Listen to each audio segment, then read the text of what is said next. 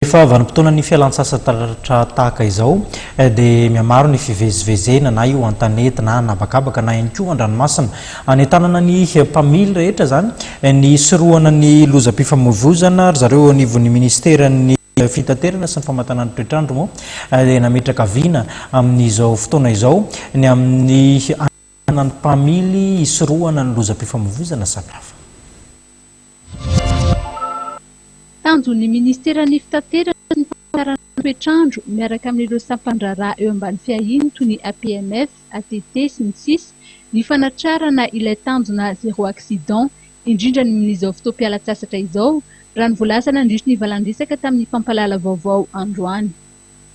Raha ny fanadihadiana natao teny anivon'ireo tsona dia niakatra 5 isan-jato raha oharina tamin'ny volana jolay lasa teo ny fifamezivezen'ny fiara.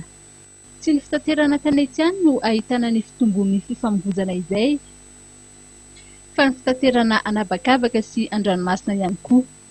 Mampitombo ireo sambo miasa ohatra ny fisian'ireo hetsika toy ny fitampota ny Belle-sur-Sirbiana sy ny Somaro izay tanterahana Tsoela ny Osbe. Tsikaritra tokoa fa rehefa fotoam-pialan-tsasatra toy izao dia ahitana fiakarana hatrany tamin'ny fifamoivoizana. Mitombo araka izany ihany koa ny tanany lozan'ity trano. Mandroany izany dia tianay manantitrantitra etona amin'ny tsy maintsy hanajana ireo lalàna feno fifamoivoizana ny ministeran'ny fitaterana. Fadina ny midoroka zava-mahadomelona. Ho an'ny mpandeha dia tokony hajaina ny toromarika ary anaovana ny ratson'aina raha handeha fitaterana an-dranomasina.